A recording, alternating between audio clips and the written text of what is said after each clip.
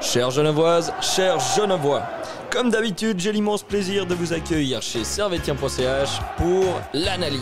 Servetien.ch. Il y a des clubs qui ont des traditions. Manchester United, le Real de Madrid, le... FC Servette FC déjà, parce qu'il y a beaucoup de gens qui disent FC Servette, mais... Merci beaucoup Anthony, vous laissez aller au vestiaire. Voilà ce qu'on pouvait dire ici depuis les Charmières.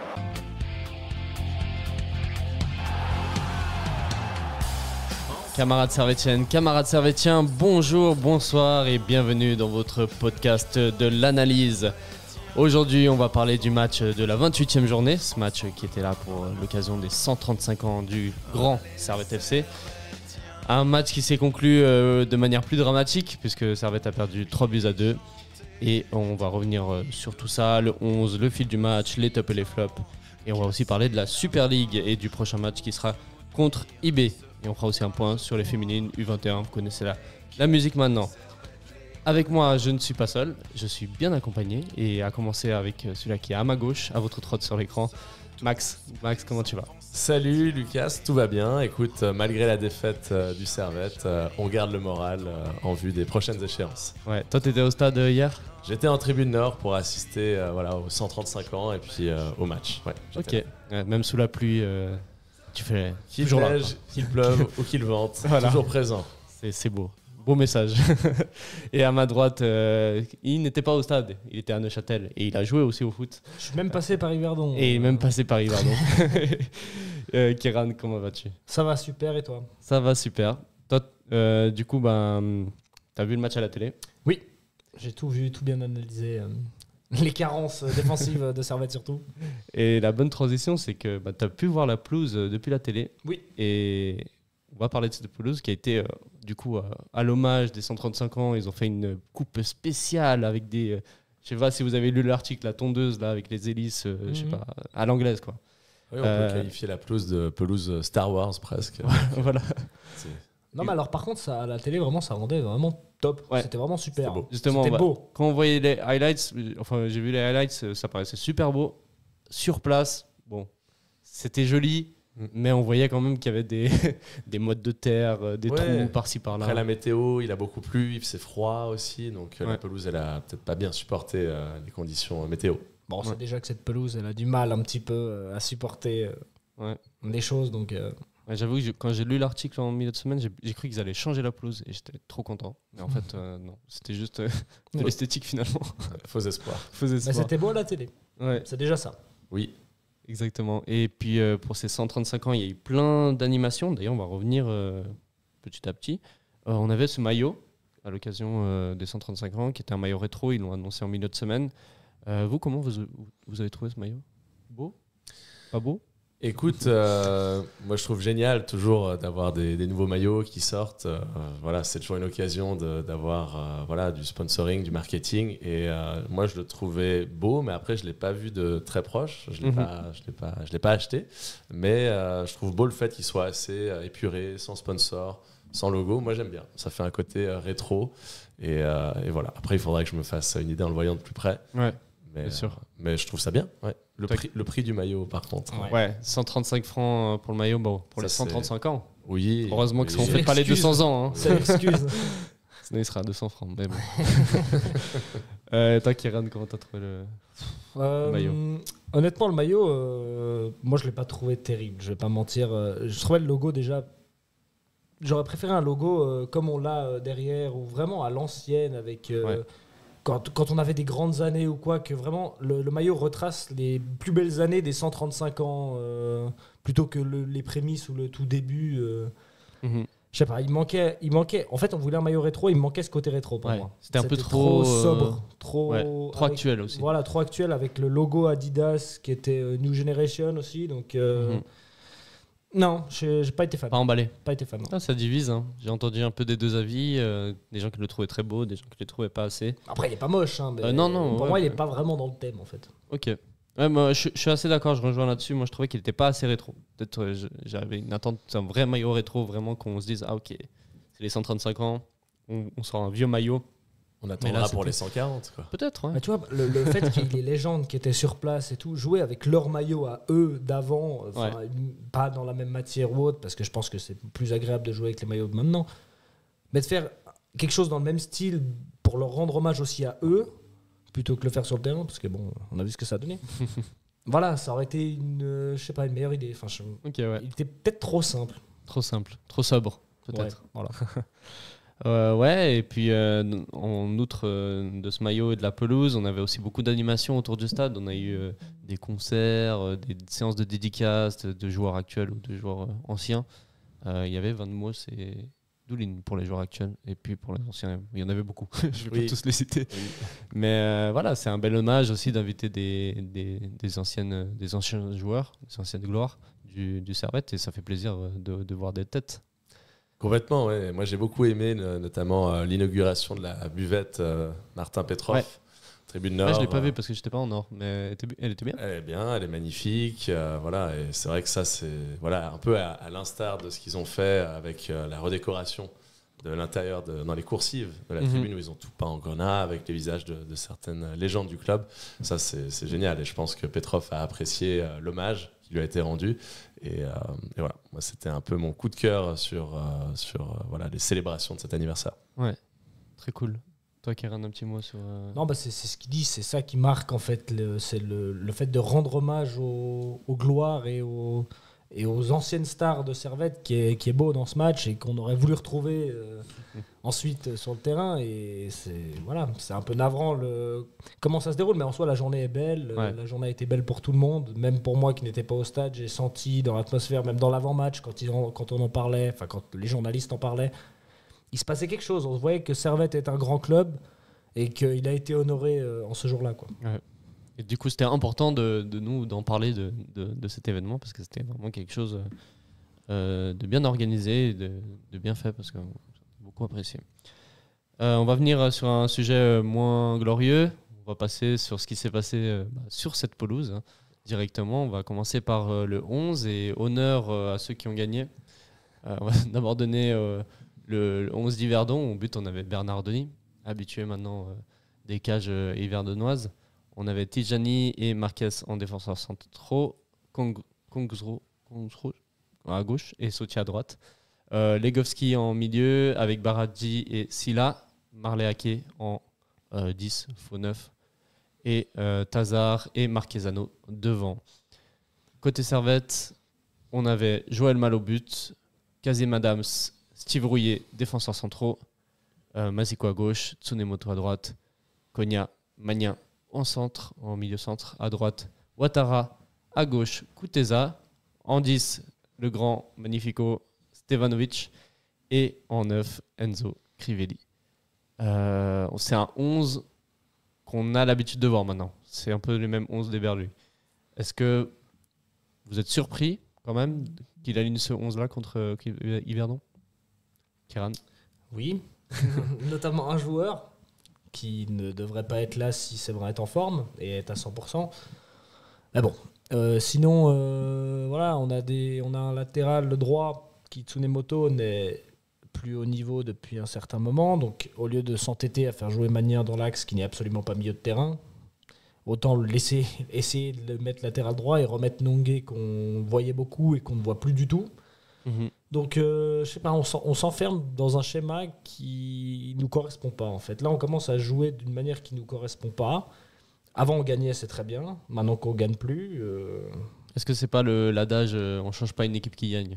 Donc, puisqu'on gagnait, il ne voyait pas de moyen de... Si, sûrement, mais il change tout quand même. Parce que Varela, c'est lui qui était titulaire. Là, maintenant, c'est Ouattara. Donc, Ouais. on a l'impression qu'on balance un peu des jeunes au hasard, à droite, à gauche, dans cette équipe, avec une base qui reste solide. Parce que bon, c'est des joueurs... Stevanovic, Konya, Rouillet, c'est taille patron, on connaît. Donc voilà, c'est vraiment ceux qui tiennent toute l'équipe en place. Donc eux qui soient alignés, c'est normal. Et puis autour, j'ai l'impression qu'on fait un peu du bricolage et qu'on rassemble des pièces... qui ne vont pas forcément ensemble. Et on a vu pas mal Tsunemoto Ouattara ne pas se trouver, en fait, parce qu'ils n'ont pas l'habitude de jouer ensemble et être un peu perdus. Tsunemoto, à un moment, il met la balle en profondeur. Ouattara, il l'a demandé dans les pieds. Inversement. Enfin, quand un latéral et un ailier doivent avoir des habitudes. S'ils n'ont Des pas automatismes, d'habitude et d'automatisme, il ne se passera rien. Et voilà. Ok, je vois. Antunes n'était pas dispo pour ce match, non? Ou j'ai pas regardé le Non, groupe. je crois qu'il était blessé. Blessé, ok. Il me semble. Ouais. Bah là, on a encore souci du numéro 10. Ouais, mais C'est un Stevanovic en bricolage. 10, c'est presque son poste en soi. Il est Ouais, mais bon, si il a tu pas mets été en bon 10, hier. Mais à droite, tu mets qui justement? Là, on a mis Ouattara. Mais... personne, on joue sans ailier droit. Non, mais. Oui, c'est le problème, mais. Ouais, en vrai, c'est ça, il n'y en a pas vraiment de solution. Mais Ouattara, c'est pas le problème, vraiment. C'est pas du tout le problème de cette équipe. Je pense que vraiment, le problème, il est plus bas maintenant. Ok. Et c'est vraiment, pour moi, Tsunemoto qui commence à vraiment poser problème plus que les liés qui l'accompagnent. Ok. On a l'impression qu'il est de plus en plus perdu et en lui mettant chaque fois quelqu'un de différent sur son côté, Aussi, ça aide pas. Ouais. bah ça l'aide pas. Toi, Max, tu rejoins. Ouais, Pierre, je sur suis ce d'accord avis. avec toi sur beaucoup de points. Adams, pour moi, n'a vraiment pas le niveau pour être titulaire. Donc, si Johan Séverin est en forme, il doit jouer, c'est sûr. Keigo, voilà, on va pas revenir là-dessus. Magnin, je suis d'accord, plutôt latéral que milieu. Enzo, voilà, normal, logique. Kuteza et Ouattara. Non, c'est un 11 qui aurait pu être un peu remodelé. Mais voilà, c'est un peu en phase avec ce que Eberly a fait dans les derniers matchs. C'est pas incohérent en tout cas. Oui, C'est- on s'est ça- pas dit, ouais, C'est pas une grosse 11, surprise, quoi. Moi, ce qui m'étonne aussi, c'est que cet entraînement de mettre Magnin au centre alors qu'on a des milieux disponibles et dont c'est leur poste. On a vu Nongué est disponible et là. On doit est revenu. Bon, peut-être pas en forme à 100%. On a Baron, même si il n'a pas été performant sur les dernières prestations. Bon, après, ce match nous fera mentir, mais on reviendra dessus. Mais voilà, il y a d'autres choix que mettre Théo Magnin en milieu de centre. Mais, Complètement, on a deux options, ouais, c'est vrai. Donc, Bah, le truc, c'est que je pense qu'Eberly aime bien Magnin parce que Magnin, il court énormément, il gratte un nombre de ballons qui sont vraiment incalculables. Les gens lui tombent beaucoup dessus, mais c'est clairement pas un des problèmes de l'effectif, je pense, tellement il récupère de ballons. On l'a vu encore, hein, c'est lui qui récupère pas mal de ballons en deuxième mi-temps et qui nous procure des occasions dangereuses. Mais il n'est pas milieu de terrain. Il faut arrêter de le faire jouer milieu de terrain, je suis d'accord avec ça. C'est soit tu le mets latéral droit et Tsunemoto, il va un peu sur le banc, ce qui serait pas une mauvaise idée au final, soit il faut arrêter de le faire jouer milieu. Il n'est pas milieu. j'ai senti aussi dans ce dispositif, c'est un 4-2-3-1, mais à plusieurs moments, il n'y en avait que 3 derrière. Et soit Tsunemoto à droite, soit Maziko à gauche, repiqué au centre pour apporter du surnombre au milieu de terrain. Est-ce que c'est juste le choix, enfin, est-ce que c'est maintenant une habitude avec Eberly de voir ce schéma s'adapter dans ce sens-là? Ouais, Mazikou, il fait des bons centres, donc pourquoi pas voilà, le voir un peu déborder et puis repiquer au centre. Je pense que j'ai rarement vu Tsunemoto faire de frappe. À l'époque, on avait Sautier, hein, qui voilà, maintenant est dans l'autre équipe, qui tentait sa chance, mais c'est vrai que voilà, on doit avoir des ailiers peut-être un peu plus offensifs qui prennent des risques, surtout contre une équipe comme Yverdon. C'est clair. On va passer maintenant au fil du match. Servette a commencé le match un peu timidement pour ses 135 ans. Et un peu à l'image aussi des derniers matchs, même si on a gagné ces matchs, c'était pas dans le jeu où on excellait le plus. Yverdon commence très bien de son côté, avec une très grosse action dans les premières minutes, je sais pas quelle minute exactement, mais Marquezano qui va très vite mettre en danger Joël Mal. Un avis sur cette action? Tu veux vraiment l'entendre? Non, bah c'est Adams qui fait n'importe quoi sur le coup. On a un long dégagement de Mal, une récupération de Sautier qui a été vraiment exceptionnelle. Très bon soutien. Ouais. Et d'ailleurs, il met la passe tout de suite. Et Adams est déjà 5-6 mètres derrière Rouillet et Mazikou qui sont bien alignés. Bon, déjà, il remonte. On sent qu'il ne remonte pas en sprint. Mais bon, après ça, à la limite, il couvre Marquezano, il n'y a pas de problème. Marquezano, après, il part parce qu'il anticipe la passe de Sautier. Et Adams, il continue à courir dans la direction de Rouillet et de Mazikou. Donc il libère totalement l'espace pour Marquezano qui frappe. Et heureusement, Joël Mal fait une super parade et nous empêche de prendre le 1-0. Parce que sinon... Ouais. C'était les premières prémices d'une défense assez friable du côté de Servette. Que ce soit la charnière centrale ou les latéraux. Servette peine défensivement ces derniers temps. Ouais, je pense que Adams et Rouillet n'ont pas les mêmes automatismes que Rouillet et Séverin. Et on l'a vu sur ce match. Et ça, c'était un avertissement sans frais. Qu'on le verra plus tard. N'a pas été entendu. Oui, justement, est-ce que c'est Rouillet qui est trop haut, Adams qui est trop bas? Dans ce cas-là, ça peut être la faute des deux. Mais c'est aussi un manque de communication criant entre la charnière centrale, enfin, dans la charnière centrale. Vous avez parlé de Sautier aussi. Dans le duel Sautier-Kuteza, Sautier a totalement dominé son adversaire. Ouais, peut-être que Sautier finira par être appelé en équipe nationale, tu sais. Non, mais pourquoi pas? Après un match pareil, peut-être que Yakin, il peut avoir des idées. Non, franchement, il a clairement fait un excellent match et Kuteza, on l'a pas vu, non? Ouais, il n'a pas existé. Très cadenassé par justement Sautier. Après, j'ai l'impression aussi que Kuteza, ces temps-ci, est un peu en deçà de ce qu'il a pu montrer.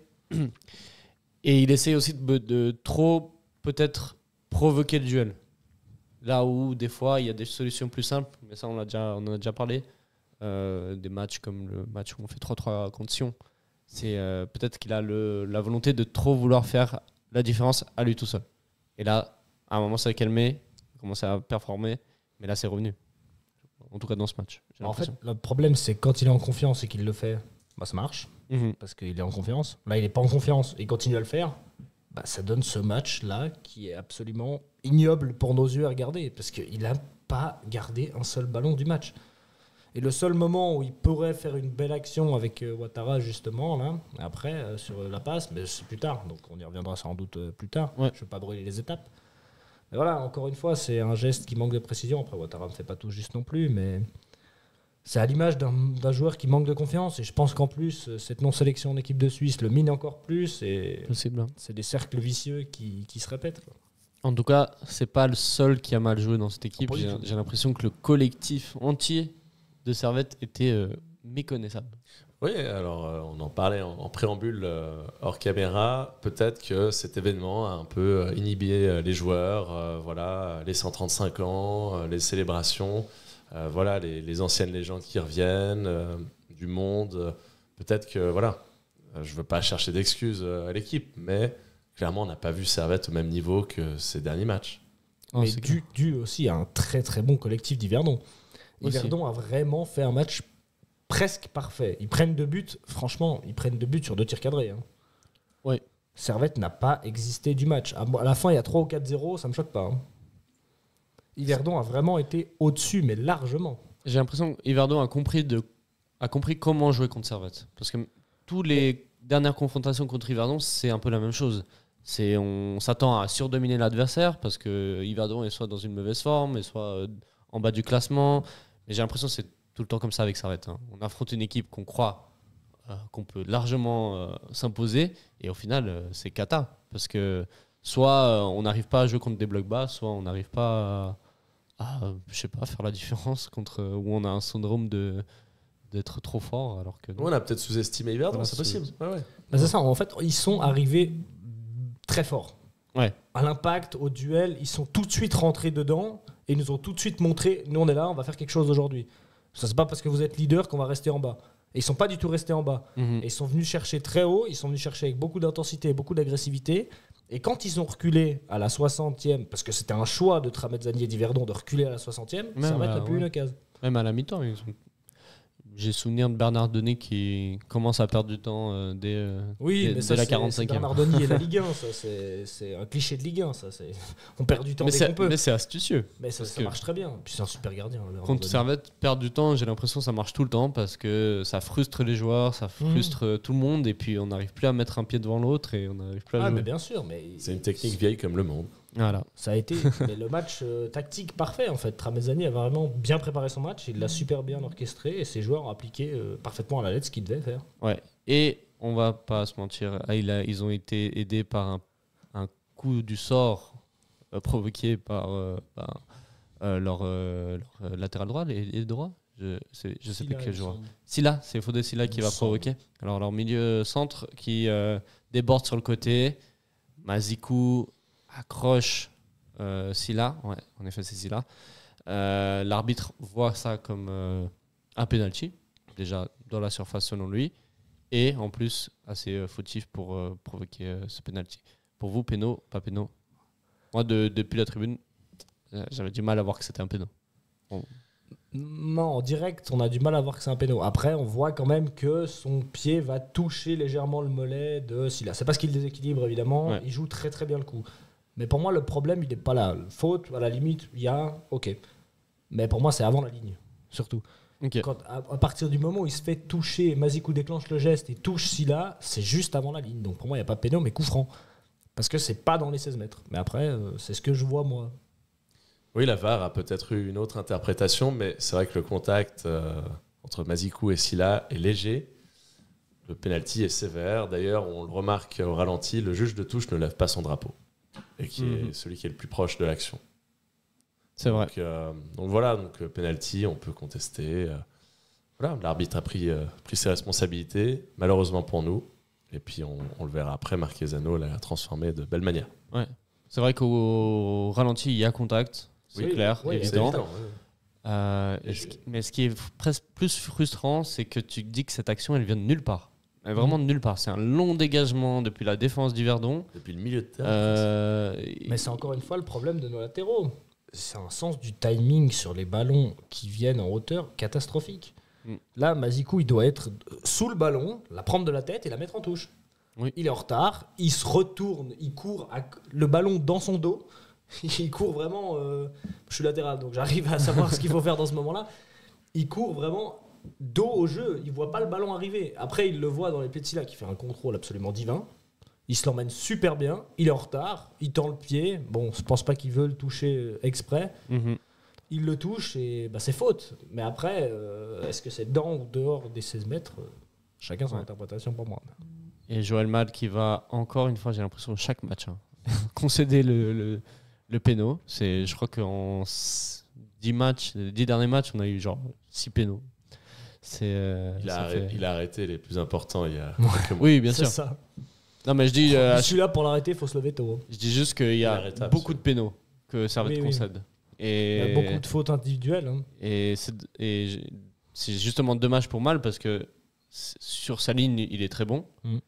Et il se prend des buts où il peut rien faire, finalement.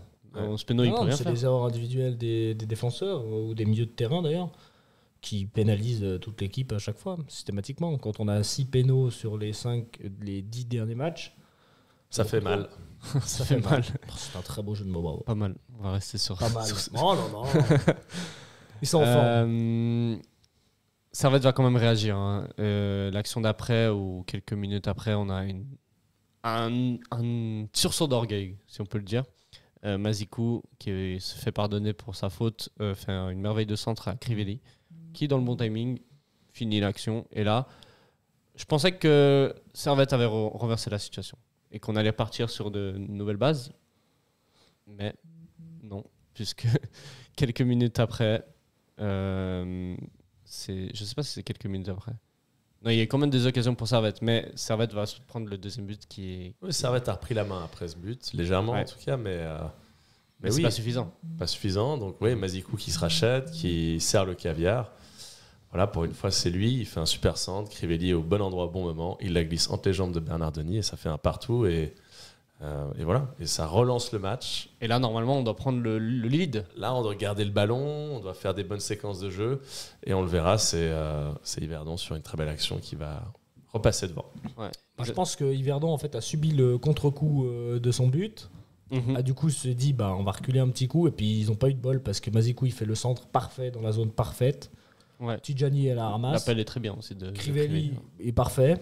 Le sens du timing est parfait. Il fait un superbe appel contre appel. Il se l'emmène. Il finit parfaitement. Et après, on a eu 5 minutes encore où Servette a commencé à pousser, à se galvaniser. Voilà, c'est ça. Et après, tu as Yverdon qui a réagi et qui est reparti comme ils avaient commencé le match.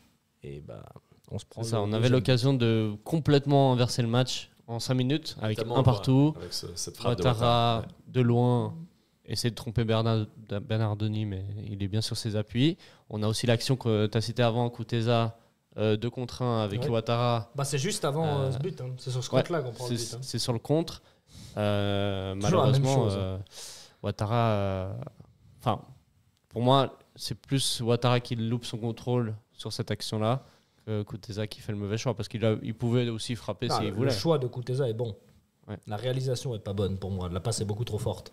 Ok. À ce moment-là, tu peux pas mettre une passe aussi forte. Après, c'est mon avis, ça reste mon interprétation de l'action. Et vu qu'on la voit pas, c'est dommage. Parce que, là, on peut pas vraiment l'analyser sans la revoir. Mais depuis la télé, en tout cas, la passe est trop forte. Et après, Ouattara, en fait, il s'arrête. Ouais. Quand il s'arrête, repartir, impossible. Donc les deux, pour moi, sont fautifs sur l'action. La passe est trop forte et Ouattara est arrêté, donc peut rien faire. Et puis sur le contre, en fait, c'est encore une perte de balle stupide, de Servette. Avant, c'était une action devenue nulle part, le péno. Et là, on a le ballon, Tsunemoto sur le côté, et puis on perd la balle. Très dangereux ce qu'il tente, Tsunemoto. C'est vrai, ouais. Et on perd la balle, et en fait, ils sont 3 joueurs du Verdon à suivre l'action. Et puis là, on a aussi, tu l'avais mentionné, Kéran en off, mais Adams qui se projette. C'est et une là, catastrophe. Et là, on est dépassé, mais c'est encore une erreur défensive criante, quoi. C'est exactement la même que sur Marquezano en début de match. Adams qui, je sais pas s'il veut jouer le hors-jeu parce qu'il va sentir que on perd le ballon ou quoi, mais en plus de ça, il le joue mal parce qu'il couvre Tazar. Mais je comprends pas, faut le voir pour essayer d'être surpris et de comprendre ce qui se passe. Tsunemoto, on a l'impression qu'il veut faire un extérieur du pied. Après, du coup, en voulant servir Adams qui fait l'appel là, il le voit. Alors que la bonne solution, c'est de remettre à mal. La bonne solution, c'est d'allumer en retrait ou de la mettre en touche à côté de toi. Voilà, c'est ça. Parce que tu te fais presser par 4 mecs, parce que tu as encore je sais pas qui c'est. C'est Ake derrière qui vient, en plus en soutien. Le pressing d'Yverdon est très bon. Dans ces cas-là, faut pas prendre de risque. C'est vrai que le pressing est très bien exécuté. Et là, on prend un risque. Tsunemoto, il perd le ballon. Adams, il a la rue complète. Et après, sur toute l'action, il est à la ramasse. Après, c'est un 3 contre 3. C'est compliqué parce que là...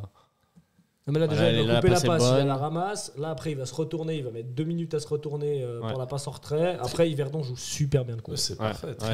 Triangle très, très bien exécuté. On a Tazar qui part, qui remet en retrait à Marquezano. On peut s'attendre à une frappe de Marquezano. Et non, il remet en retrait. Marquezano, c'est l'intelligence à l'état pur, Marquezano. C'est une très bonne recrue du côté du Verdon, Marquezano. Et puis, le tir, en plus, est dévié. Mal la touche, mais c'est pas suffisant. Dévié par qui ? Adams. Bon, ça, à la limite. Et après, donc, le joueur Baradji qui est venu chambrer à la tribune nord. Voilà. Ça n'a pas plu. Piment. Ça n'a pas plu à beaucoup de monde. Et d'ailleurs, Tazar est venu s'excuser auprès de la tribune nord pour sa célébration de son coéquipier. Ouais. Et il est pas... il est presque hors jeu en vrai sur l'action. On va sur le ralenti. Mais tout juste. S'il était un poil plus rapide. Verrouillé dans tous les cas. Ouais, c'est vrai. Kazim Adams, homme du match. Pour Yverdon. C'était le 12e homme, le fameux. En tout cas, à la mi-temps, il y a 2-1. Servette doit réagir pour la deuxième mi-temps. Et pourtant, c'est Yverdon qui revient avec encore plus d'entrain. Et cette deuxième mi-temps commence parfaitement pour eux, puisqu'ils vont marquer, je crois qu'à la 51e. Je crois, si je ne me trompe pas. Oui, à peu près. 52e, voilà. 52, 51. Sur un bon service, c'est encore Marquezano ? Oui, qui joue super bien le coup. Qui garde parfaitement la balle. Et là, Legowski, il a vraiment 20 mètres où personne va lui poser problème. Et lui, il a tout le temps d'armer sa frappe, choisir l'angle, entrée, menu, plat, dessert. Il choisit tout et il la met au fond. Mais là, c'est... défensivement, c'est 3 buts où tu te dis, mais c'est des erreurs. Faut retravailler. C'est des automatismes qui sont pas là. On a Marquezano qui a tiré Cogna, Magnin et Rouillé sur lui. Après, il fait le geste juste. Il sert, je vais pas m'amuser à prononcer son nom. Legowski. Mais après, il a tout le loisir d'y aller parce que Tsunemoto et Adams ne se parlent pas parce qu'il y en a un. Tsunemoto, à partir du moment où il est revenu sur Tazar, il doit prévenir Adams de sortir. Adams ne sort pas. Mazikou, il ne peut pas venir parce qu'il y a Silla. Et Rouillé, il est pris par Marquezano, donc il est beaucoup trop loin. Et il a tout le loisir de frapper, d'ajuster. Il le fait parfaitement et ça fait 3. Ouais. Max, d'accord avec... Oui, non, c'est clair. Là, franchement, Marquezano a très bien joué le coup. Et voilà, c'est vrai que même si on a mal joué défensivement, encore une fois, belle action menée par Yverdon. Et voilà, ça montre que Yverdon a cherché à faire du jeu pendant une grande partie du match. Et ils sont récompensés de leurs efforts. Et nous, on est punis pour un attentisme, je pense, de la défense. Rouillet qui est peut-être monté trop haut. Adams qui ne communique pas avec Keigo.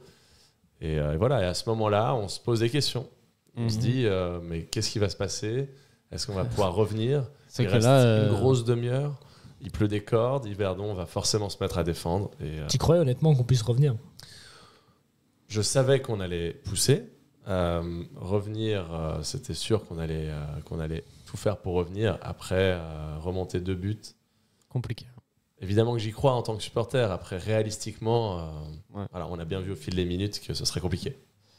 Ouais, peut-être un match nul. Peut-être là, j'étais plus parti sur... si on fait 3-3, c'est bon. On n'a même pas pu se mettre dans les conditions pour l'arracher, le match nul. Ouais, non. Quand on voit les highlights, on réalise que Yverdon a tenu son os jusqu'au bout.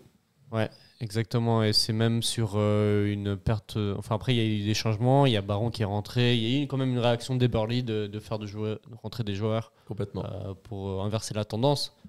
Des changements qui, quand même, ont porté leurs fruits. Parce que c'est Baron qui rentre à la 60e. C'est Ndoye qui rentre aussi à la 60e. Ce double changement va faire du bien. Complètement. Pour Servette. C'est un autre visage qui va apparaître dès la 60e.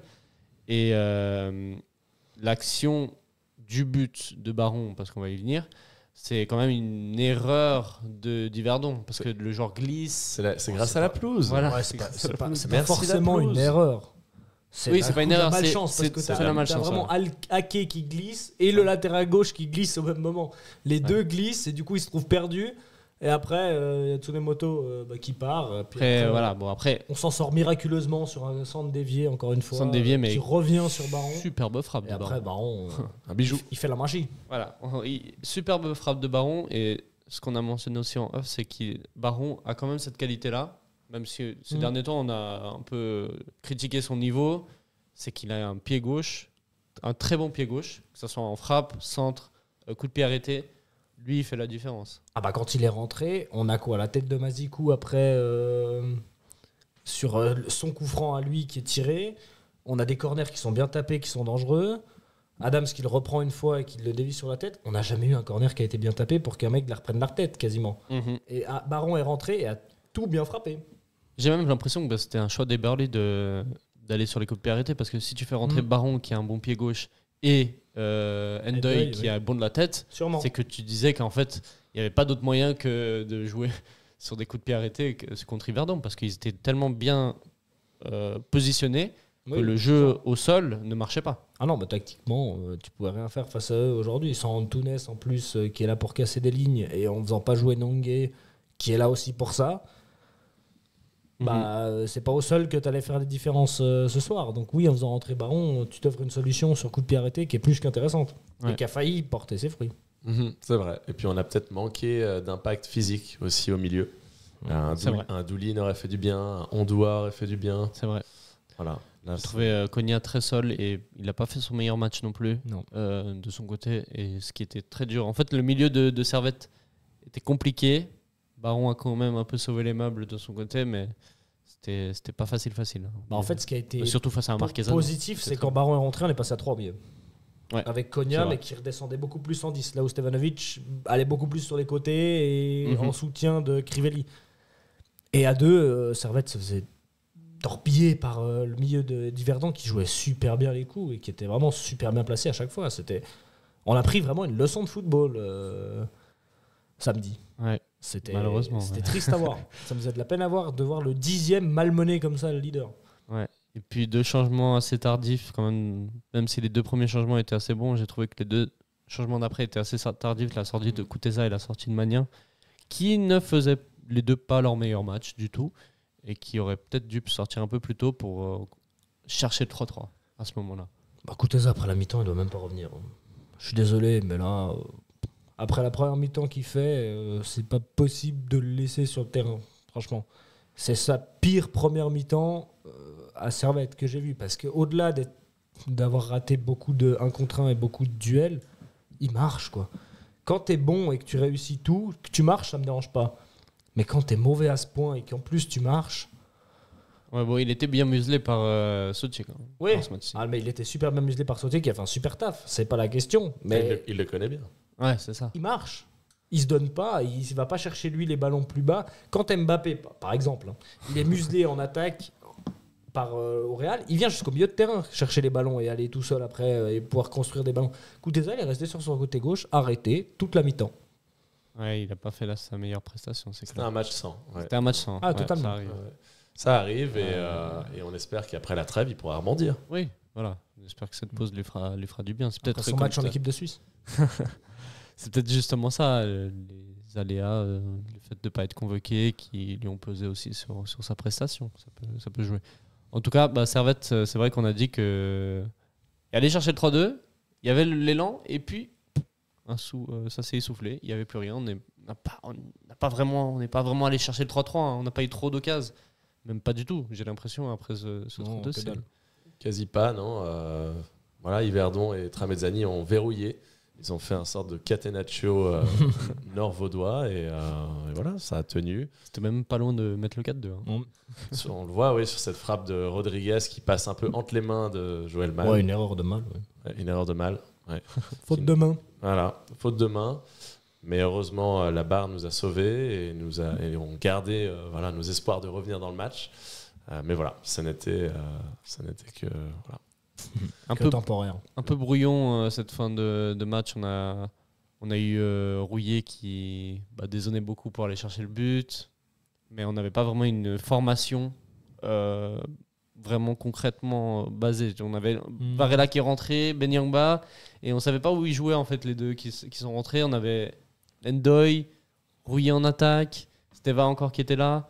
C'était en fait, on a tout bombardé pour mettre le but. Pourquoi pas faire entrer Guillaume No, un peu revanchard pour revenir à 2-3. Après un but de Baron, tout est possible. Voilà. Non, mais c'était l'occasion de le lancer. C'est vrai. C'est vrai. J'étais d'accord. Je voulais l'entrée de Guimeno. Ouais, c'était le match pour lui, ou la fin de match pour pouvoir essayer quelque chose. Il est quand même... Varela a quand même proposé quelques petits trucs. Bien sûr, bien sûr. Oui, mais déjà, il rentre beaucoup trop tard.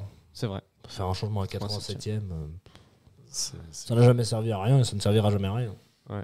Fait de jeu anodin, puisque Ndoye était en jeu, mais cette action-là bien menée par Steva qui met Ndoye, qui va dribbler le gardien, mais qui n'arrive pas à la mettre au fond, mais de toute façon il était hors jeu, donc ça ne comptait pas pour rien, même s'il l'avait mise. Micha qui sert le caviar, comme d'hab. Voilà.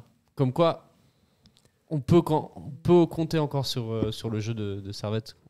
On peut produire du jeu. On n'est pas non plus... éteint comme...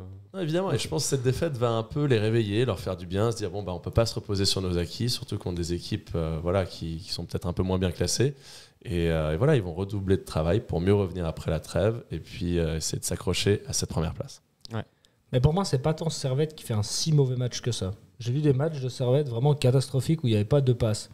Là, c'est Servette qui fait un mauvais match parce que Yverdon est excellent. Ouais, et c'est clair. parce que tactiquement Yverdon est excellent, parce que dans l'implication et dans l'intensité qu'ils mettent, ils sont excellents, que Servette n'a pas été bon. Non, c'est clair. Et pas l'inverse, comme contre Getse à Genève, où Getse était zéro, hein, était bloc bas, ne jouait pas, et là Servette n'arrivait pas à trouver les failles, mettait des passes en touche ou autre. Là, on n'a pas eu ça. On a vraiment juste eu une intensité folle mise par Yverdon et qui n'a pas été supportée par Servette. Ouais, finalement... Yverdon a fait un super match. Ouais. Yverdon, s'ils jouent comme ça tous les matchs, ils vont pas finir loin du top 6. Hein. Mais à chaque fois contre nous, ils font un super match. Ah, mais là, c'est les anciens Servettiens. Ils ont été c'est excellents. normal, Ils ont c'est été normal. vraiment excellents. Ils sont motivés. Ils sont motivés de jouer contre Servette et ça s'est vu. Hein. Tous les anciens joueurs servettiens ont fait un super match. Oui. Ah, ouais. C'est clair. On a pu revoir Cespedes qui était mis un peu sur la touche ces derniers temps, du côté d'Yverdon qui est rentré. Oui, Bon, on l'a pas beaucoup vu. Hein. Il y a une histoire avec son contrat, je pense. Ouais, c'est ça. Le club ne veut plus... Ne veut pas le prolonger Pas ou prolonger. les deux. Enfin, c'est des questions contractuelles. Hein, Ouais. Quand un joueur veut pas prolonger ou que le club ne veut pas, ils le mettent sur le banc. Il y a des pétitions. Voilà, c'est ça. On On l'a vu là avec Carlo Letizia à Lausanne. Magnin a dit que c'était réglé, que le contrat n'avait pas bougé. Ouais. Oui. Je pense pas. Non. Très bien, on va passer alors au top et au flop. Je vais laisser le jingle Goal, goal,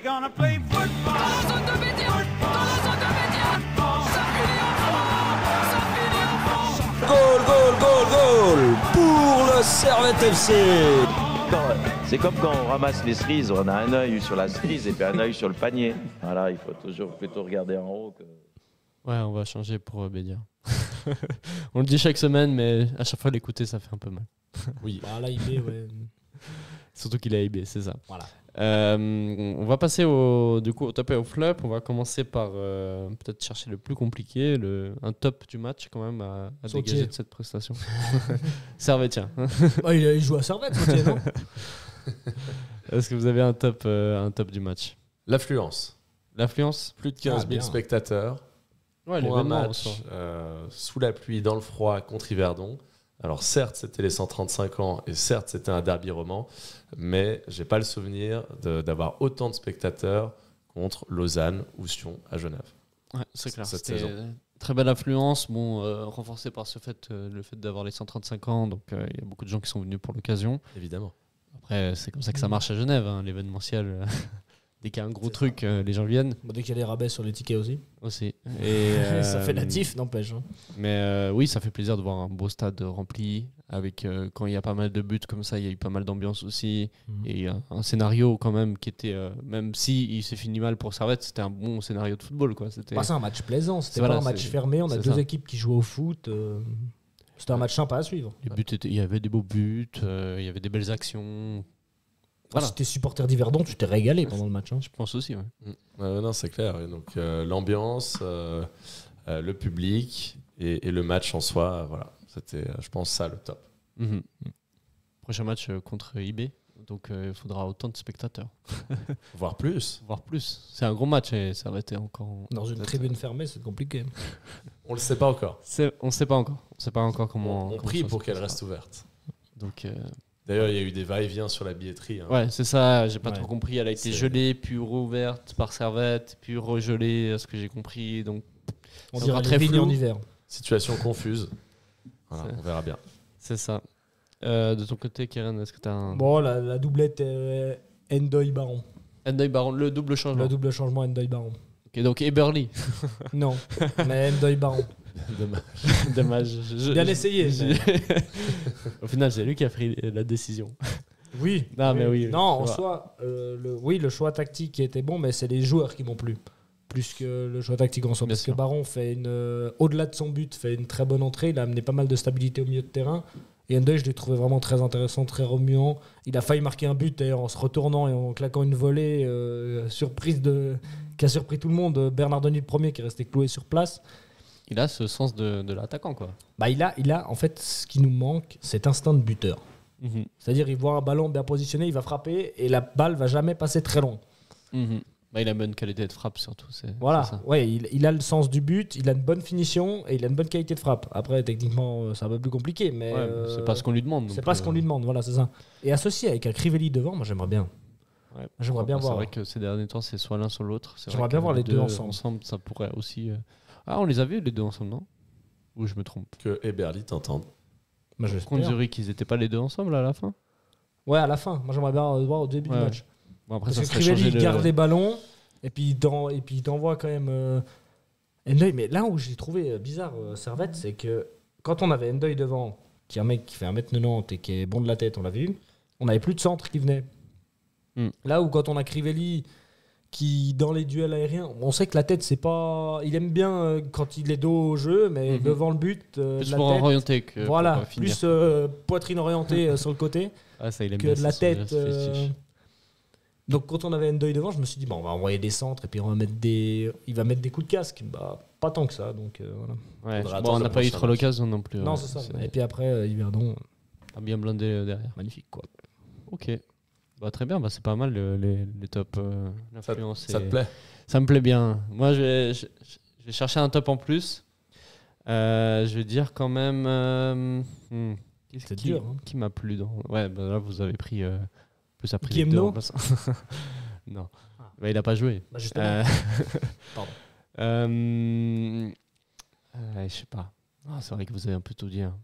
Les autres n'ont pas fait une très bonne prestation, donc je vais pas me lancer non plus là-dedans. Le centre de Mazikou. Mazikou n'a pas fait un mauvais match. Hein. Je pourrais presque le mettre en petit top. Parce que c'est vrai qu'il se provoque le péno quand même. Mais il n'a pas fait un mauvais match, mais il n'a pas fait un bon match non plus. Il a été neutre. On peut faire les tops de Yverdon aussi. Après, c'est vrai que Sautier a fait un très bon match. Et Marquezano a fait un super match. Les anciens Servetiens, Tazar a fait un super match. Yverdon a fait en soi un super match. Mais je pense qu'on va passer directement au flop. Est-ce que quelqu'un veut se lancer et prendre Alors, le premier flop? Je te laisserai parler de... Non, prends-le. Le cher défenseur central.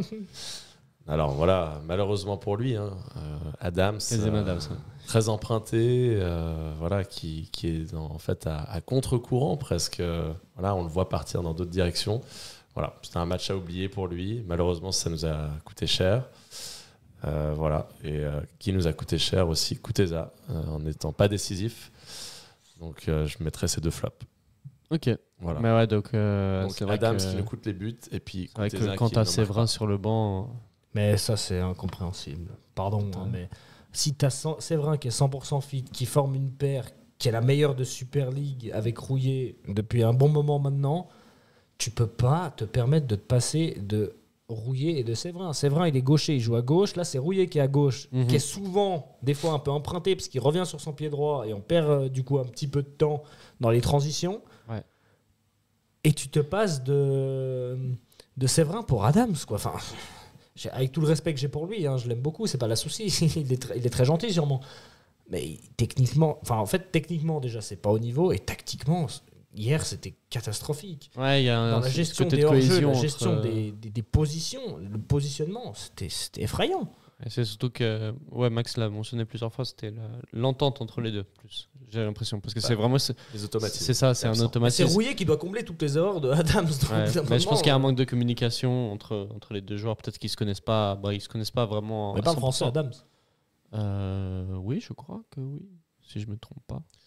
Je lui ai jamais parlé. Je ne peux pas te dire. Peut-être. Mais bon. Voilà, bon, bref.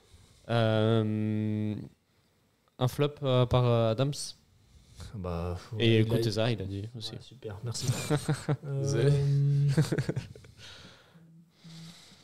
Konya. Konya, ouais. Okay, c'est son plus mauvais match. Un de ses plus mauvais matchs cette saison. C'est pas le seul. C'est malheureux pour lui parce que vraiment Yverdon a tout fait juste pour le cadenasser et pour l'empêcher de jouer, mais il n'a pas été au niveau.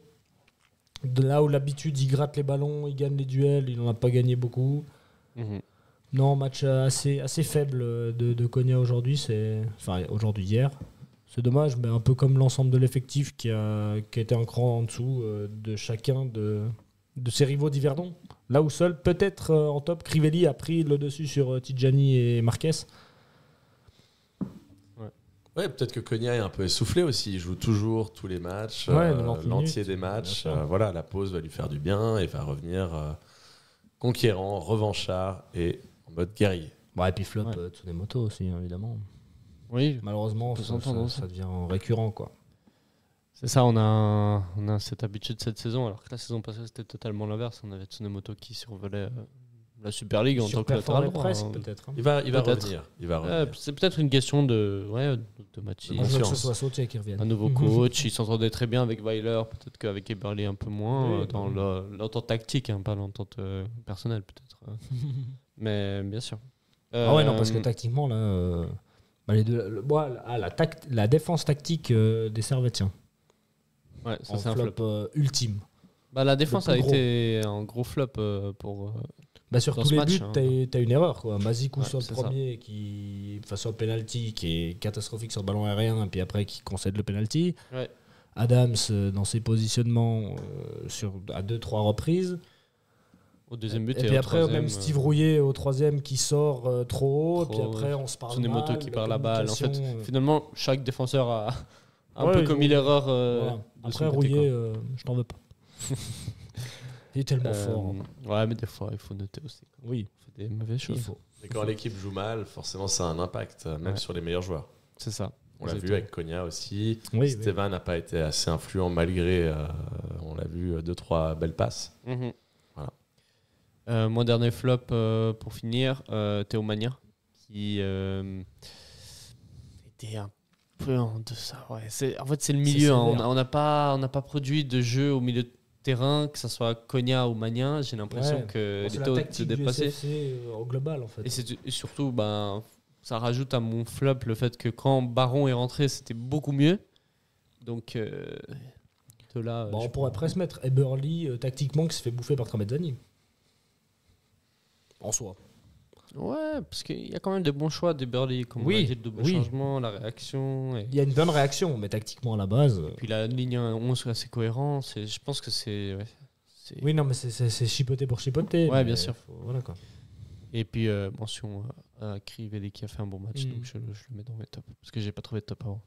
Crivelli. Non, Crivelli était bon. Et j'ai trouvé bizarre qu'il sorte aussi. Le fait de faire rentrer Ndeuil. Enfin, il fallait faire rentrer Ndeuil, mais oui, ça, c'est faire sûr, sortir Crivelli. Avec Crivelli, je suis d'accord. Ouais. C'était pas celui qu'il fallait sortir en premier, en tout cas. C'est ça.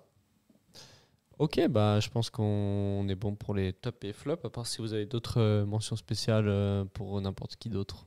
Sautier. Pour les joueurs du Vénan. On peut aussi mettre un top. Bravo au club pour l'organisation. Très bonne organisation. Des 135 ans.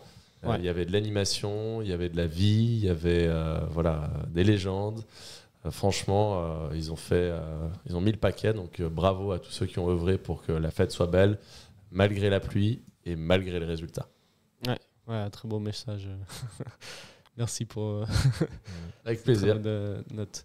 L'âme du communicant. Voilà, c'est ça. Bravo. On va parler des féminines et des U21 avant de venir sur la Super League. Les féminines ont eu 2 matchs cette semaine. Un match en Coupe de Suisse en demi-finale où elles ont perdu au tir au but contre le FC Bâle. J'ai vu passer une action avec le penalty, la pas sifflé. Ouais. En fin de match. Mon Dieu. Il y a eu des décisions arbitrales assez litigieuses. Les Servetiennes ont beaucoup mieux joué que Bâle. C'est une défaite un peu cruelle.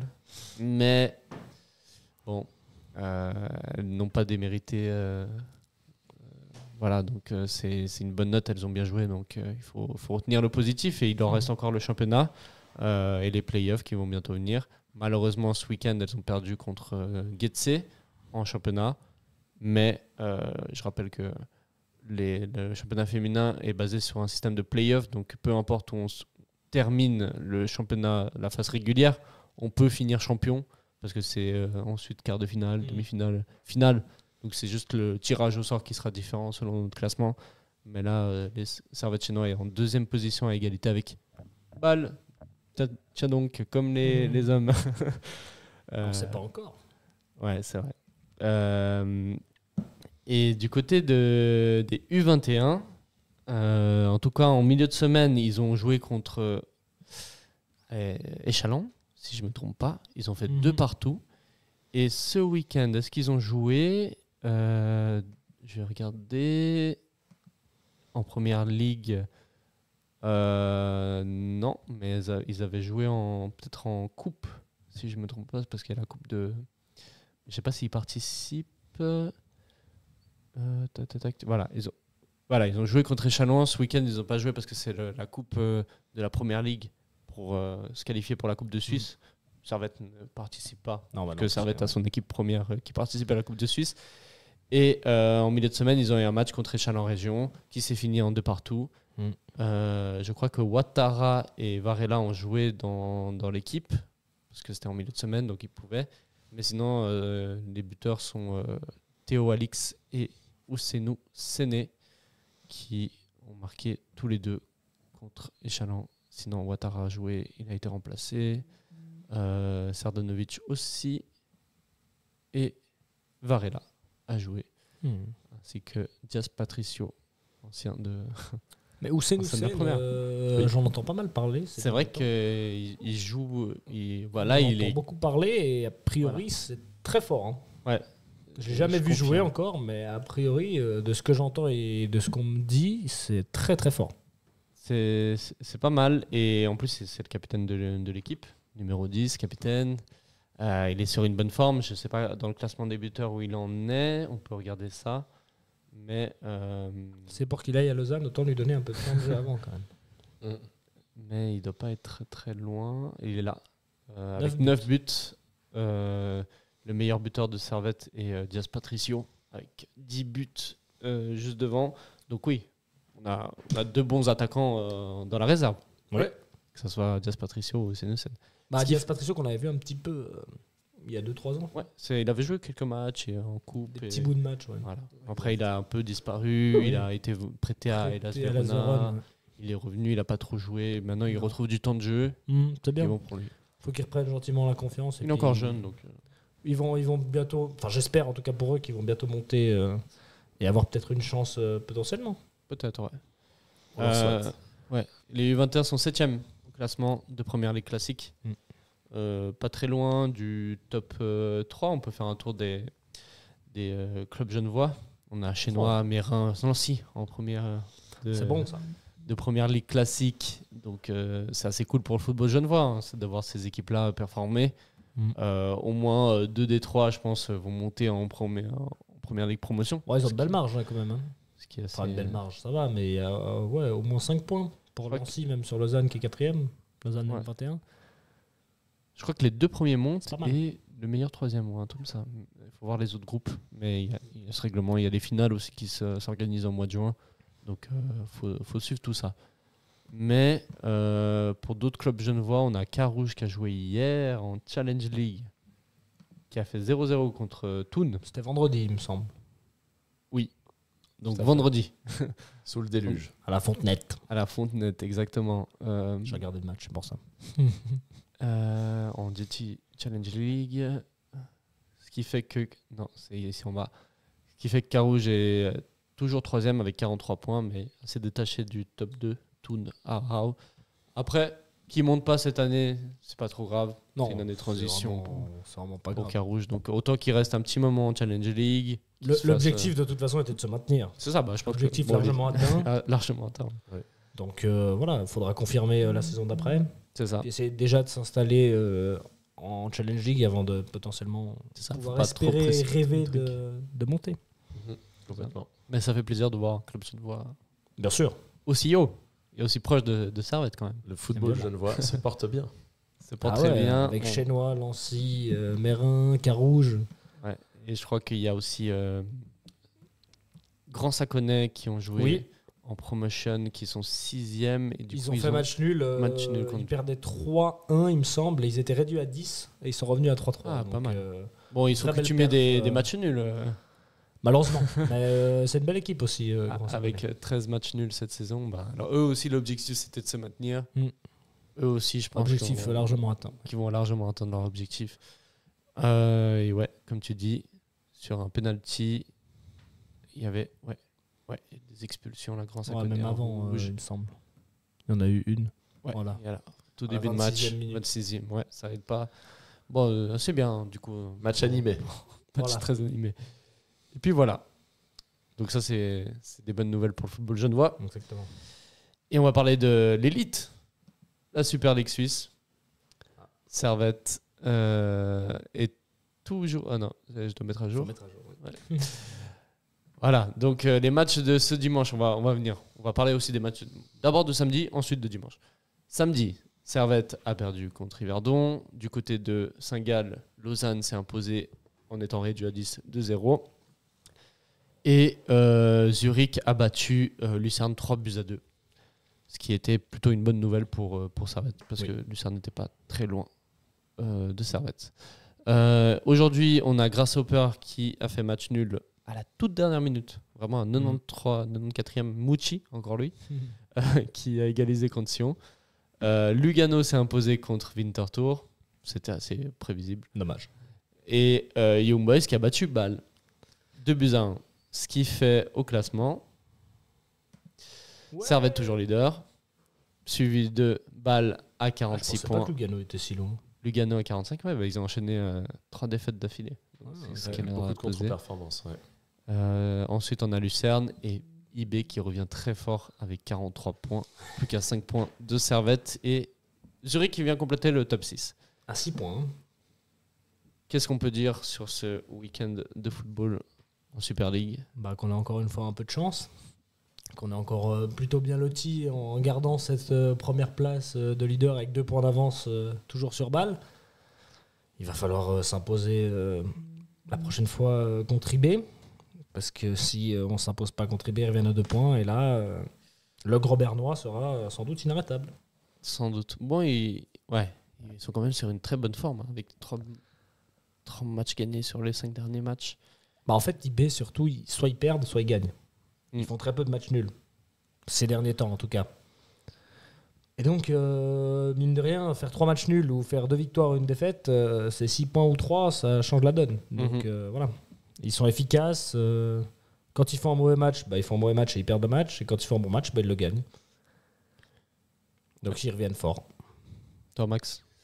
On voit que la Super League est toujours aussi serrée et il y a toujours autant de surprises. On l'a vu avec les défaites de Bâle et de Lucerne et de Servette. Que, voilà, à tout moment, ce championnat peut rebasculer. Donc je pense qu'on n'est pas au bout de nos surprises et qu'on va avoir une fin de saison passionnante. Ouais, c'est clair, il reste 5 matchs avant le split en 2. On peut déjà dire que Winterthur ne fera pas partie du top 6. Ça, c'est acté. Grasshopper, il me semble qu'ils peuvent encore, parce qu'ils ont 15 points d'écart. Mais il faudrait qu'ils gagnent leurs 5 derniers matchs, que vraiment, il y a un retour. Bref, très très compliqué. Et du coup, pour ces derniers matchs, ça va plus se jouer entre les... Ouais, Yverdon, je crois pas ils peuvent... Yverdon, s'ils continuent comme ça, franchement, il y a moyen de faire quelque chose, mais 11 points, je suis pas sûr qu'ils vont jouer comme ça tout le temps. Compliqué. Mais ouais, ça se joue entre plus Saint-Gall, Lausanne, Zurich, IB. Ouais, IB, je pense que ça va le faire. Hein. Plus Zurich, Lausanne, Saint-Gall pour savoir qui va aller dans le top 6. Vous avez un petit prono à peut-être même Lucerne aussi. Ah ouais, tu penses qu'il peut faire un downfall Lucerne qui est de moins en moins bien, qui n'a pas été très bon contre Zurich. Vraiment, je regardais un petit bout, qui n'a pas été terrible du tout. Donc, Lausanne, Saint-Gall, Zurich, Lucerne. En fait, pour moi, s'il y a une équipe qui rentre dans le top 6, c'est Lausanne. Ah ouais, ok. Parce que Saint-Gall, je suis mitigé, je trouve pas non plus. Mais qui sort terrible. Si Lausanne rentre. À la place soit de Lucerne, soit de Zurich. Ok. Une des deux. Je pense. IB, pour moi, quitterait pas le top 6. Ouais, ils sont bien partis pour rester. Toi, Max, qui tu vois dans le top 6 de ces équipes-là? Servette, Bâle, Lugano, Lucerne, Young Boys. Et je mettrais plutôt Lausanne que Zurich ou Saint-Gall. Ah ouais, ok. Ouais. Ouais, ils sont sur une bonne forme sur Zurich. Hein. Ils ont 3 victoires en 5 matchs, alors que Lausanne, ça peine un peu plus. Ils ont arraché la victoire ce week-end, mais ça faisait un petit moment qu'ils ne gagnaient pas. Mais Lausanne, quand tu les vois jouer, il se passe un truc quand même. Ils ont eu pas mal de malchance ces derniers temps avec des coups du sort ou des cartons rouges ou des... Mais quand ils jouent comme ça et qu'ils sont à 11 et qu'ils jouent bien sur le terrain, d'ailleurs, ils vont chercher la victoire à Saint-Gall en menant 2-0 et en ayant un carton rouge. Donc, quand même, ils vont chercher une belle perf. Et face aux petites équipes, eux, ils trembleront pas. C'est-à-dire qu'eux, ils iront chercher la victoire. Là où, contre les gros, ils ont un peu plus de mal, mais face aux petits, ils perdent pas. Ok. Donc, je pense que ça peut servir. Très bien. Affaire à suivre. Affaire à suivre. Lausanne-Lucerne qui va être très intéressant d'ailleurs. On peut voir le... Ah d'ailleurs, le prochain match, c'est pas IB, c'est Lugano. Voilà. C'est à l'extérieur. C'est encore pire. Mais voilà, justement, après la trêve, il y aura des rencontres et on va voir justement lesquelles. Servette va se déplacer à Lugano. Match toujours compliqué au Cornaredo. Traquenard. Toujours un match piège. Young Boys joue Saint-Gall. Normalement, oui. Peut-être. Je pense que Young Boys s'impose. Elle a dû être bougée parce que 29 mars et 1er avril derrière, ça me semble un peu... Si tu descends la 30e journée, le 1er avril, donc il doit y avoir un truc qui joue pas dans le truc. Donc si tu enchaînes les matchs 29 mars, 1er avril... 1er avril, c'est un mardi. Ah ouais, c'est pour ça. Ah oui, c'est en milieu de semaine. Matchs, ok. Ouais. Donc t'enchaînes Lugano, IB... Ouais, c'est ça. Et après, donc on a, pour Servette, on a Lugano, IB et après on joue Saint-Gall. Gros calendrier. Et puis on finit sur... alors la 32e, je sais pas contre qui on joue, mais on joue contre Sion. Et après on finit sur Lucerne. C'est costaud. Que des équipes du haut de classement. Ah, c'est costaud. À part Saint-Gall. À part Sion. Et Sion. Ouais, mais que des équipes un peu compliquées. Sion, c'est un derby, ce sera forcément un match Sion, c'est difficile. comme un match du haut de classement. Hein. C'est ça, dans les 5 derniers matchs, tu as un déplacement au Cornaredo, un déplacement au Kimboon Park. Saint-Gall, généralement, on ne s'impose pas au Kimboon Park, c'est rare. On reçoit IB, On reçoit Lucerne et on joue un derby contre Sion. À Sion. Ça Donc, inaugure pas. Il faudrait avoir un bon Servette, en tout cas, pour va falloir être meilleur que performer. ces dernières semaines, ouais, ça c'est sûr. Mais en tout cas, c'est une fin de calendrier chargée. Ah oui, ouais. Il y aura du spectacle. Il y aura du spectacle. En tout cas, après la trêve, IB joue Saint-Gall, Sion joue Yverdon. Ça sera un match déterminant pour les deux équipes pour savoir s'ils tiennent encore la course pour le top 6, même si ils sont assez lents les deux, mais bon, ils peuvent espérer quelque chose. Bâle joue à Winterthur, donc il faudra vraiment s'imposer pour Servette parce que Winterthur, la forme est un peu cata. Et du coup, Bâle peut en profiter pour tirer des points. Lausanne-Lucerne, très bonne rencontre pour savoir justement qui va rester dans ce top 6. Est-ce que justement Lausanne, si Lausanne s'impose, il met un bon pied en avant. Si Lucerne perd, c'est encore la dégringolade pour Lucerne. La bataille des L. Exactement. Et Grasshopper, Zurich Derby au Letzigrund, toujours un beau match. Si jamais si vous voulez regarder, ça sera dimanche à 16h30. Le 30 mars du coup. Quelque chose à dire en plus de ce classement? Est-ce qu'on est bien payé finalement de cette journée? Oh oui, totalement. On s'en sort encore une fois très bien. Mais on a l'habitude de s'en sortir très bien ces derniers temps. Et est-ce que c'est pas la dynamique et la chance du champion de s'en sortir bien au final, On espère finalement. Servette en vrai est l'équipe qui a le moins perdu en Super League. Avec 6 défaites seulement. On perd pas souvent. C'est vrai qu'on fait pas mal de matchs nuls. Ouais, beaucoup trop. Mais on perd pas souvent. C'est vrai. Et là, rarement, on s'est imposé, on s'est incliné contre Yverdon, mais c'est assez rare. Donc, c'est vrai qu'on avait l'habitude d'au moins faire un point, quoi. Surtout sur les 12 ou 13 derniers matchs, je crois, on n'avait pas perdu une fois. Ouais, la dernière défaite est contre IB, à IB en décembre. Ouais, voilà. Donc, déjà, c'est sa première défaite de 2025. C'est vrai. Elle fait un peu mal. Mais bon, face à une équipe qui n'a pas démérité du tout. Donc, voilà. Il faut rendre à César ce qui appartient à César. Mais il va falloir se reprendre, se remettre la tête à l'endroit et aller au moins chercher un point à Lugano. Ouais, on va justement parler de Lugano. Donc, Lugano, Cornaredo, qui était sur une forme désastreuse, hein, éliminé maintenant d'Europe, parce qu'ils ont perdu contre Cellier dans un match. Je ne sais pas si vous avez vu le match. 5-4. Ça s'est fini au tir au but. Bref, bon, c'est dommage pour le Coefsus. Là, s'ils ont un penalty, je m'inquiète pas. C'est dommage pour le Coefsus parce que c'était un peu le seul espoir qui restait. Parce que vu les autres équipes, ce qu'ils ont fourni en Europe, c'était pas glorieux. Donc il restait Lugano. Et malheureusement, ils ont perdu contre Cellier. C'était pas le meilleur timing, malheureusement, pour Lugano. Et Renato Stephen a encore raté un penalty. Ouais, je pense il a un PTSD, comme on dit, des pénaux. Mais c'est clair, Lugano n'est pas sur sa meilleure forme, donc on peut aller chercher quelque chose là-bas. C'est une équipe qui nous réussit mieux depuis quelques matchs, quelques affrontements contre eux. Donc moi, je suis assez optimiste pour ce match. On reviendra les batteries rechargées, eux aussi, vous me direz. Ils ont fait beaucoup de matchs. Ça va leur faire du bien, eux. Ça va leur faire du bien, mais ça va peut-être casser leur rythme. Comme nous, la saison passée. Voilà, donc moi je pense qu'ils sont bons à prendre après la trêve.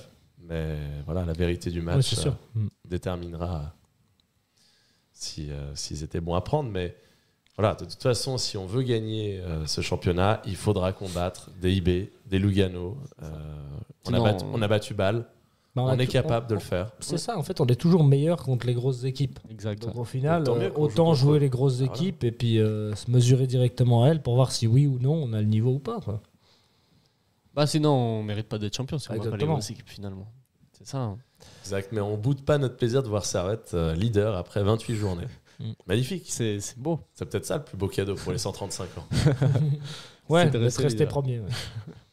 C'est vrai. Tu parlais de la forme contre Lugano. C'est vrai que ces derniers matchs, cette saison, on s'est que imposé contre Lugano. On a fait 2 matchs. Victoire ici au Stade de Genève 3-0.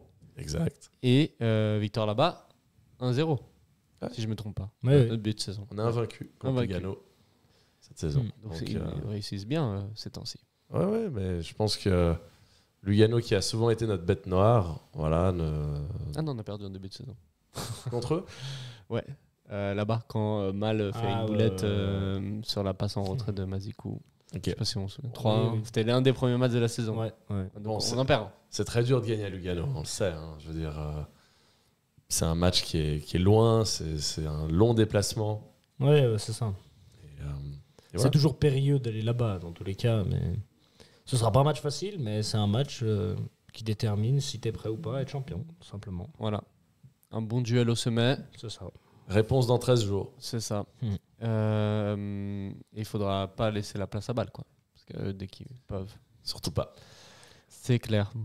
Mais on a Stevanovic. On a Steva. On a Kuteza, qui est meilleur buteur encore du championnat. On a Rouillé. On a on a Cognac. Qui n'a pas marqué depuis 3 semaines, mais qui est encore meilleur buteur du championnat. On a Steva qui est deuxième meilleur passeur derrière Shaqiri. Et puis voilà, On a personne devant en carton jaune et rouge. c'est Bien bien. devant. Adam, son carton jaune, il n'est pas devant. Pardon. Non, je crois pas. Encore. Pas encore. Attends entre 3 Non, mais normalement, c'est bon, il arrête de jouer là. Après la trêve, c'est Séverin et Rouillet qui jouent. Bah, on souhaite voir Séverin. Parce que, Oui, franchement, évidemment. On l'attend. Et puis aussi, Frick est revenu. Bon, c'est pas grave. Est-ce que, dans la logique des choses, il devrait reprendre sa place dans la logique des Burley, puisqu'il a annoncé que Frick serait son gardien 1. Là, peut-être que ça changera. Je sais pas. Moi, je préfère Mal aussi, mais bon. Ouais, moi j'ai une préférence pour Mal, pour à peu près tous les aspects du jeu, donc je vois pas pourquoi on changerait, mais si on change, pourquoi pas. Tant qu'il nous coûte pas des points, ça me dérange pas. C'est clair. Là, on s'est pris entre deux, mais encore une fois, il y peut rien. Non. Non, il est clairement moyen. Ok, je pense qu'on peut finir sur les pronos contre Lugano. Le moment pronos pour se lancer. Comment vous sentez ce match? Quel score? Quel buteur? Kieran, je te laisse la parole en premier. Allez, une petite victoire 1-0 de Servette. À l'arraché. À l'arraché, à la 89e minute, sur une tête de Steve Rouillet. Ah c'est beau. J'aime bien le scénario. Moi j'aime bien Steve Rouillet, donc c'est lui qui marque. Toi, Max. Moi, je pense aussi à une victoire. Je pensais plutôt au score de 2-1 pour Servette, avec une victoire arrachée en fin de match aussi sur un contre. Ok. Voilà. Un buteur? Ou Oui, avec plaisir. Je dirais but de Crivelli et le deuxième but de Steva. Voilà. Ça, Abidjan, il va aimer. Ouais. Moi, je suis peut-être un peu plus pessimiste cette fois-ci, mais je dirais match nul, un but partout. C'est toujours compliqué de jouer là-bas. Ça me va très bien, match. Et ça sera un but inscrit par Ndoye. Ndoye, pourquoi pas. Allez, je signe pour Ndoye. C'est cadeau. Un but de la tête. Ça nous va. On est d'accord sur la tête déjà, c'est bien. Voilà, c'est ça. En tout cas, merci d'avoir participé à cette émission. Merci à ceux qui regardent l'émission de nous suivre, toujours sur toutes les plateformes d'écoute, YouTube, tout ça. Merci beaucoup. N'hésitez pas à liker, s'abonner, partager, ça nous fait toujours plaisir. Commentez aussi un max. Nous, on adore lire les commentaires et avoir votre retour.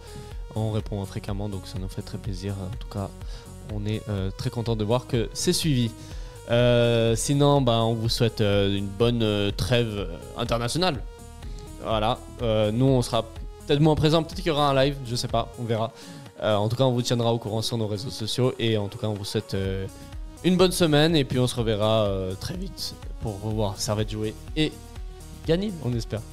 En tout cas, voilà, c'est tout ce qu'on souhaite. Et on dit, allez Servette pour finir. Et puis, en souhaitant une bonne fin de journée. Allez, ciao, ciao. Ciao. Ciao tout le monde. Allez les grenats.